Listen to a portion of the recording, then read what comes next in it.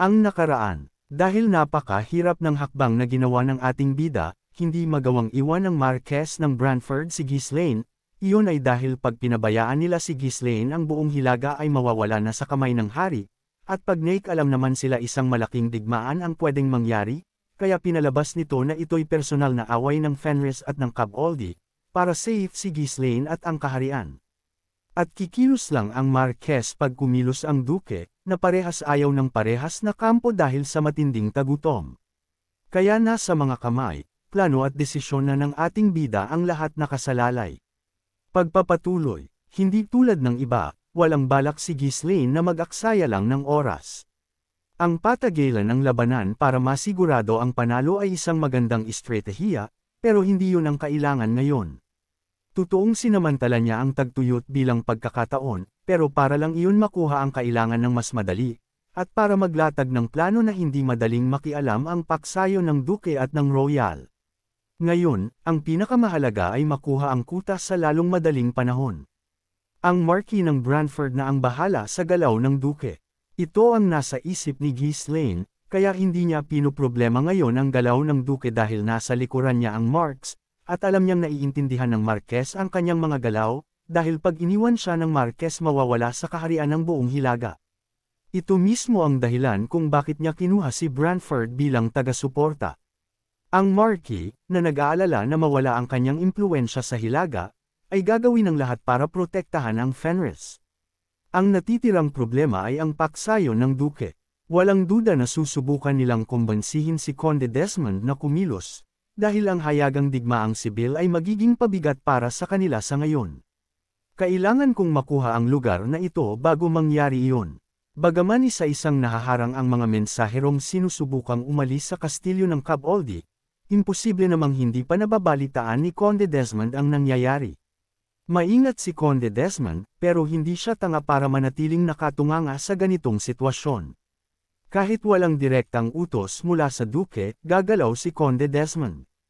Ang mawala ang kutang ito ay malaking dagok sa kakayahan ni Desmond na muling buuin ang kanyang puwersa. Kaya naman, gaano man kahirap ang sitwasyon dahil sa tagtuyot, mapipilitan si Conde Desmond na kumilos. Alam ito ni Conde Cab Aldie, kaya siya ay nananatiling kalmado. Malapit nang maubos ang supply ng kalaban. Sa harap ng gutom, mas gugustuhin nilang makipaglaban ng tuluyan kaysa unti-unting mamatay.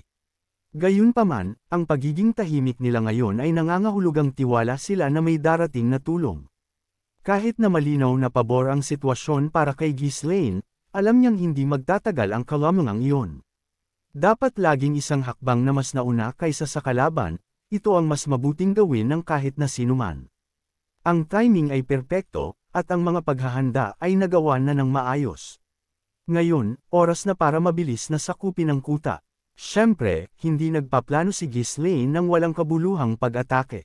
Kulang sila sa mga armas pangsugod sa kuta, at karamihan sa mga sundalo niya ay mga infantry o mga sundalong panlupa. Bagamat medyo marami ang knights, kulang pa rin ang kanilang kakayahan. Ang subukang sakupin ng mga pader ng kuta sa kasalukuyang kalagayan ay magdudulot lamang ng malaking pagkalugi. Ang pag-atake ng walang sapat na armas at tao ay purong kabaliwan. Iyon mismo ang dahilan kung bakit hindi siya nagdala ng mga armas pangsugod sa kuta sa simula pa lang. Ang pagbabawas ng pagkalugi ay palaging kritikal. Sa paggawa nito, mas mabilis nilang mabubuo ang mas malaking puwersa. Sabi ng mga espesyaliya, may isa pang kamahalan na naghahanda upang tulungan si Conde Cab Aldie. Kailangan nating makuha ang kuta bago iyon mangyari. Sa utos ni Ghislaine, bumontong hininga ang grupo sa pagkadismaya at nagsimulang maghukay ng mga tunnels. Malinaw kung bakit kailangan nilang magtrabaho sa mga tunnels. Dahil walang dalang mga kagamitang pan-akop sila Ghislaine ngayon, ang paghuhukay ng tunnel ang tanging magagawa nila. Kung sino man ang nagpapadala ng tulong sa kalaban, siya ang dahilan kung bakit sila nagtitiis sa hindi kinakailangang pagsisikap na ito, na nagdadagdag sa kanilang sama ng loob. Mabilis na naintindihan ng mga dwarfs kung bakit iginiit ni Ghislaine na dalhin sila. Kung tutuusin, ang mga dwarfs ay mga espesyalista sa paghuhukay ng mga tunnels. Para sa mga kayang maghukay sa matitigas na bato para gumawa ng mga tunnel sa ilalim ng lupa na syudad, ang paggawa ng tunnel ay isang madaling gawain. Akala ko makakapagpahinga na ako, trabaho na naman. Palaging may trabaho. Walang katapusan ang pagpapagal sa lupain na ito. Reklamo ni Galberic dahil puspusan na naman ang kanilang trabaho ngayon. Walang tigil na nagrereklamo, nagsimulang gumawa si Galberic ng mga plano para sa tunnel kasama ang mga dwarves. May dalawang pangunahing paraan para gamitin ang mga tunnel sa pag-atake sa isang kuta. Ang una ay ang maghukay sa ilalim ng mga pader ng kalaban at gumuho ito, at ang pangalawa ay ang gamitin ang tunnel para diretsyong makapasok sa kuta. Ang parehong pamamaraan ay mapanganib, ngunit ang pangalawa ay may mas mataas na tsansa ng tagumpay. Habang ang paggiba ng mga pader ay tiyak na haantong sa isang ganap na harapan na labanan, ang paglusot sa kuta ay magpapahintulot sa kanila na magsagawa ng isang surprise attack mula sa loob. Maghuhukay kami ng maingat hanggat maaari para hindi kami matunugan, pagtitiyak ni Galberic. Umiling si Ghislaine. Hindi. Unahin ang bilis kaysa sa pagiging patago, kahit na maingay pa. Ang pinakamahalaga ngayon ay matapos ito bago dumating ang mga tulong. Kung mahuli tayo, mabibigo ang buong operasyon. Sigurado ka ba rito? Tanong ni Galberic na masyang maaksyon na ang tagpong ito, dahil walang oras na pwedeng sayangin, bawat segundo ay mahalaga. Ayos lang. Siguraduhin mo lang na maghukay patungo sa likod ng kuta. Ang pinakamahalaga ngayon ay matapos bago dumating ang mga tulong. Sige na. Maghuhukay ako ng mabilis hanggat maaari.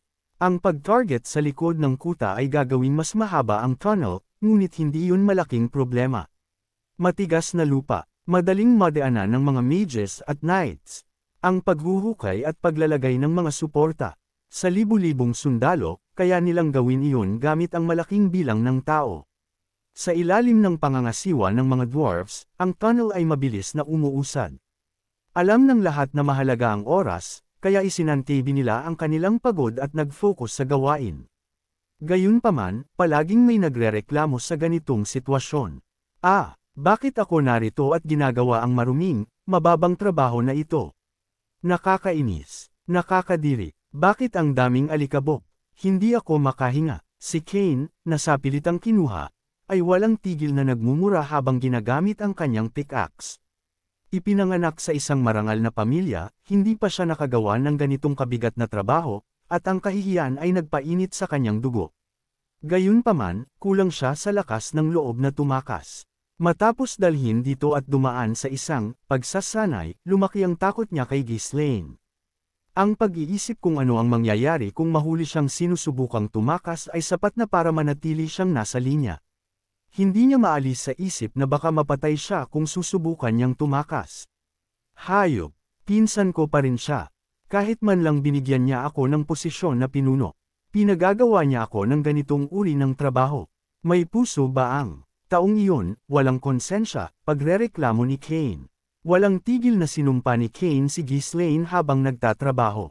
Iyon lang ang paraan para mailabas niya ang kanyang galit. Kahit na, naturuan, na siya ng ating bida ng pagpapalakas, nagpapatuloy pa rin siya sa pagmumura.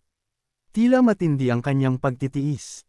Basura, maghintay ka lang. Kapag lumakas ako, sisiguraduhin kong paghihiwalayin ko ang laman mo sa buto mo. Hindi ako dapat gumagawa ng ganitong mababang trabaho.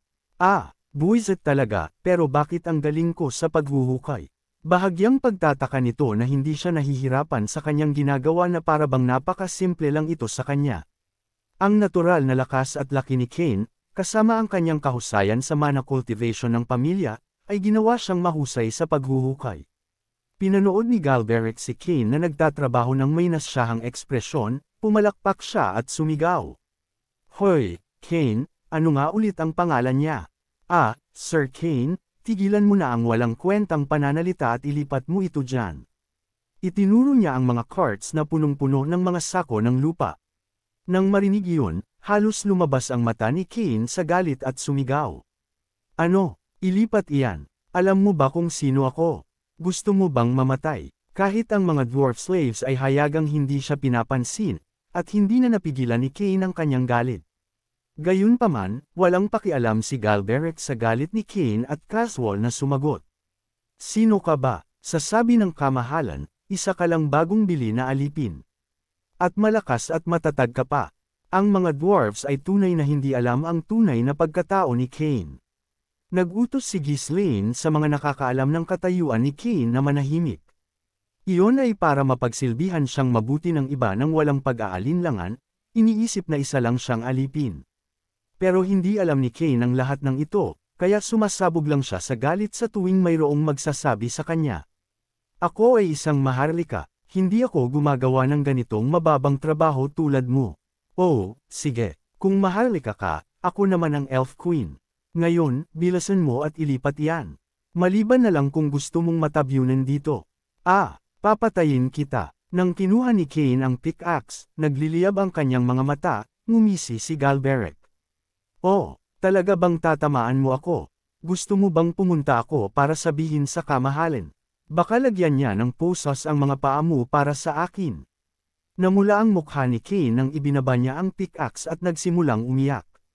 Galit na galit siya na ang tanging magagawa niya ay umiyak. Hindi niya magawang sakta ng sinuman at napilitang pigilin ang kanyang galit, ang sitwasyon niya ay nakakaawa. Lubos siyang nagsisisi. Ang 1,000 ginto, dapat pala ay ninakawan niya ang pananalapi ng kanyang mga magulang para bayaran iyon, para hindi siya mahirapan ng ganito. Nilapitan ni Galberic ang umiiyak na si Cain at tinapik ang kanyang bewang. Gusto niyang akbayan si Cain, pero masyado siyang maliit. Huwag ka nang umiyak. Kapag tapos na ang trabaho, ibabahagi ko ang ilang alak na itinago ko. Nauunawaan ng isang alipin ang sakit ng isang alipin, tama ba? Talagang nakakadismaya ito. Gayunpaman, sa pagbanggit ng alak, tumanggo si Cain kahit na umaagos ang mga luha sa kanyang mukha. Sige, bilasan mo at ilipat yan. Alam mo ang ugali ng kamahalan, di ba? Pag gusto niya, wala tayong oras. Pinunasan ni Cain ang kanyang mga luha, masigasig siyang nagsimulang ilipat ang mga carts. Masakit sa kanyang pride, pero tama si Galberic. Kung maantala ang trabaho, walang nakakaalam kung ano ang gagawin ng mainitan ng ulo na si Ghislaine. Habang abala ang mga puwersa ng Fenris sa paghuhukay ng mga tunnels at pagmamadali, si Conde Caboldi ay malalim na nag-isip matapos makatanggap ng ulat. Hinati ng mga puwersa ng Fenris ang kanilang hukbo sa 2. Ang hukbo ng Fenris ay orihinal na nakapwesto sa hilaga ng kastilyo, ngunit halos kalahati ng kanilang puwersa ay lumipat sa silangang gate. Bakit hinati ng hayop na iyon ang kanyang puwersa? Saglit na naisip ni Conde Caboldi na atakihin at talunin ang mga nahating tropa ng isa-isa, ngunit mabilis niyang binaliwala ang ideya. Kahit kalahati na lang, ang hukbo ay mayroon pa ring malaking bilang na 1,500 katao. Imposibleng mabilis na mapuksa ang ganoong puwersa, at ang sarili nilang hukbo ay baka mapalibutan at matambangan sa proseso. Mukhang hindi nila sinusubukang atakihin ang magkabilang panig ng sabay-sabay ng walang mga siege weapons. Matapos mag-isip sandali, ipinatawag ni Conde Caboldi ang court magician ng estate. Maaari mo bang tingnan kung ano ang ginagawa ng mga hayop na iyon? Partikular, ang mga tropa na lumipat sa silangan. Hindi ba sila sapat na nakikita mula sa mga pader?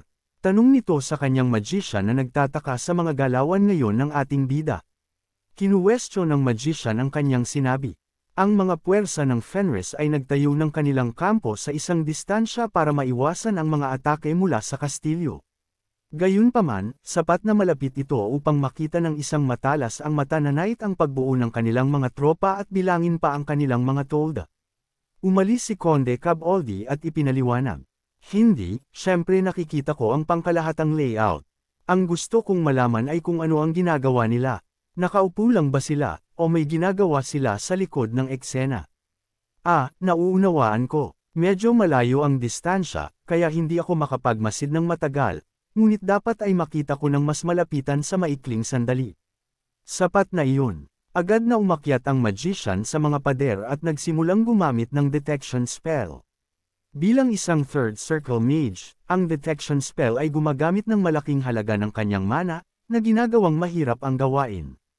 Bukod pa rito, hindi maganda ang kanyang paningin, napagod na ito sa taon-taong pagbabasa. Gayunpaman, ang kanyang magical observation ay nag-aalok ng mas malinaw na larawan kaysa sa hindi malinaw na mata ng isang knight. Mabilis na tiningnan ang kampo ng Fenris, tinandaan ng magician ang kanilang mga galaw. Nanghina ang kanyang ulo sa dami ng impormasyon, at natamba siya sandali. Nang makabawi siya, agad siyang bumalik kay Conde Caboldi. Mukhang may ginagawa silang construction. Construction. Hindi ako sigurado, ngunit abala ang kanilang mga sundalo sa likod. Nagtayo sila ng ilang malalaking tolda, na nagpapahirap na malaman kung ano ang ginagawa nila, ngunit nakita ko silang naglilipat ng mga carts na puno ng lupa at mabibigat na mga sako. Hindi na malaya na hinawakan ni Conde Caboldi ang kanyang noo at tumawa nang marinig ang mga salitang iyon. Ang bata na ito ay siguro may nakita sa kung saan at nagdesisyong maghukay ng isang tunnel. Walang masyadong pamamaraan para pabagsakin ang isang kuta ng walang mga siege weapons. Kabilang sa mga ito, ang pinakakilala ay ang tunneling. Lalo na sa Hilaga, karamihan sa mga kuta ay walang moats maliban sa ilang pangunahing strongholds, na ginagawang mas madaling target para sa ganoong taktika. Siguro ay nag-aalala siya na baka makialam ang Royal Faction. Pero, gaya ng inaasahan sa isang bata, mababaw ang kanyang pag-iisip. Sino ang naghuhukay ng tunnel ng ganoon kalantaran? Hahaha, ang mga tunnels ay epektibo lamang kung lihim na hinuhukay. Kung matuklasan, ang mga sumasalakay ay maaaring magdusa ng malaking pinsala. Kaya, ang karaniwang gawain ay ilihis ang atensyon ng kalaban at gamitin ang tunnel bilang bahagi ng isang feint operation. Gayunpaman, dahil kulang sa mga siege weapons ang mga puwersa ng Fenris, limitado ang kanilang mga estratehikong pagpipilian, na ginagawang madaling hulaan ang kanilang mga galaw. Anong kaawa-awang bata, sinusubukang makipagdigma sa pagkain na nakuha niya dahil sa swerte at nauwi sa pagiging walang silbi. Narinig ko na nanalo siya sa huling digmaan gamit ang mga traps, malinaw na kasanayan na namana niya sa kanyang ama. Hindi mapigilan ni Conde Caboldi ang tumawa. Ngayon, tuwing naiisip niya si Ghislaine, sa halip na galit, nakakaramdam siya ng kakaibang kasiyahan. Sinusubukan ng binata na gumawa ng isang bagay, ngunit paano siya naging ganoon kawalang silbi? Kung ganito kawalang silbi ang kanyang kakayahan sa militar, hindi ba't maaari na lang tayong lumabas at durugan siya agad? Saglit na pinag-isipan ito ni Conde Caboldi ngunit mabilis na umiling. Kung matutukoy ang lokasyon ng tunnel, mas epektibo na mag-set up ng trap at madaling alisin ang kalaban. Walang dahilan para magkaroon ng hindi kinakailangang pagkalugi kung may mas ligtas na paraan na magagamit. Mabilis siyang nagutos. Maglagay ng mga vibration detector sa paligid ng mga pader ng kuta at kumpirmahin ang direksyon kung saan nanggagaling ang kalaban. Maghuhukay tayo ng mga trap sa lokasyon na iyon at ilalagay ang ating mga puwersa doon. Ang mga mangkok at banga na puno ng tubig ay inilagay sa buong mga pader o inilibing sa lupa. Sa pamamagitan ng pagmamasid sa mga ripple na sanhi ng mga vibration mula sa tunneling, matutukoy nila ang direksyon ng paghuhukay. 3 araw pagkaraan, isang night ang dumating na humihingal. Natukoy na namin ang direksyon. Lumilitaw na naghuhukay sila patungo sa timog na gate. Ano, natukoy mo na agad? At hindi ito ang silangang gate kundi ang timog na gate. Naglalakbay sila ng ganoon kalayo. Pero bakit napakabilis ng kanilang paghuhukay? Kung isa sa alang-alang ang sobrang layo na nilakbay nila, ang bilis ng kanilang paglapit ay kapansin-pansin. Nag-click ang dila ni Conde Caboldi nang tila naintindihan niya ang intensyon ni Ghislaine. Kung magtagumpay, ito ay talagang magiging isang napaka-epektibong estratehiya. Ang hanggal na iyon ay hindi sinusubukang gumuho ang mga pader kundi nagpaplano na mag-sneak in at hampasin tayo sa loob. Sigurado ka ba na nanggagaling sila sa timog? Sigurado. Walang anumang bagay sa malapit na maaaring magdulot ng katulad na mga vibrations, kumpirma ng Knight. Kung natukoy na ang mga vibrations, ang tunnel ay malamang na matapos sa loob ng 2 o 3 araw. Mabilis na tumayo si Conde Caboldi at sumigaw. Ipunan ang mga pangunahing puwersa sa target na lokasyon at maghanda na hampasin.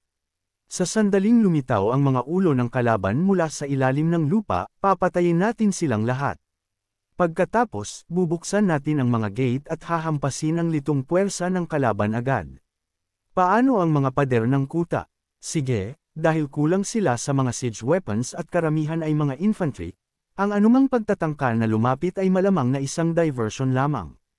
Gayunpaman, mag-iwan ng ilang puwersang nagtatanggol kung sakali. Kahit isang volley ng mga pana ay sapat na para pigilan sila. Naiintindihan, sagot ng mga tauhan nito. Tiwala sa tagumpay, naglabas si Conde Caboldi ng isang nasyahang tawa. Gaano man kalaki ang isang hukbo, kung ang pinuno nito ay walang kakayahan, maaari silang mapuksa sa isang labanan. Ang hanggal na si Baron Fenris ay mawawala ang lahat ng kanyang mga sundalo sa sandaling sinubukan nilang lusutan ang tunnel. Iyon ay dahil basang-basa niya raw ang galawan ng ating bida. Salamat sa batang iyon, ang reputasyon ko ay tataas pa. Napakahusay nito. Ang pag-iisip na siya ay nagpapabago sa sitwasyon at nagtatagumpay kahit bago pa dumating ang mga tulong ay nagdulot ng isang ngiti sa kanyang mukha. Lahat ng mga maharlika ay pupurihin ang kanyang galing sa militar, at maging ang pamilya ng duke ay mamamangha. Tulad ng hula ng tiwala sa sarili na si Conde Caboldi, 2 gabi na nagsimulang kumilos ang mga puwersa ng Fenris. Nang lumapit ang mga tropa ng Fenris, bumulala si Conde Caboldi sa tawa. Hahaha, tingnan ang hanggal na ito. Gumagalaw ng ganoon kalantaran sa gitna ng gabi, ano ang iniisip niya? Kahit na lumapit ang kalaban, wala siyang naramdamang takot. Walang mga battering rams, walang mga ladders, wala. Sila ay mamamatay lamang sa pamamagitan ng mga pana sa sandaling maabot nila ang mga pader. Ang paglapit ng ganoon kawalang paghahanda sa kalagitnaan ng gabi ay nangangahulugan lamang na nilayo nilang magsilbing isang distraction. Malinaw ito sa sinumang nanunood. Paano ang mga puwersa sa target na lokasyon? Lahat sila ay nasa posisyon. Mabuti, ako mismo ang mamumuno. Dumating na ang oras para patayin ang batang iyon minsan at para sa lahat. Nang may masayang tawa, nagtungo si Conde Caboldi patungo sa target na lokasyon. Sinundan siya ng kanyang mga knights, ang kanilang mga ekspresyon ay parehong relax at tiwala. Habang tumatawa at nag-uusap sila ng madali, kumbinsido sa kanilang nalalapit na tagumpay, isang bagay na nakakatakot ang nagsimulang gumalaw. Sa kalagitnaan ng gabi, napakadilim ng paligid lalo na sa bandang kalangitan, dosenang malalaki at hindi kilalang mga anino ang tumaas ng tahimik sa himpapawid. Abangan! Kung nagustuhan po ninyo ang aking recap, huwag sana ninyong kalimutan ang mag-like o mag-comment. Maraming salamat.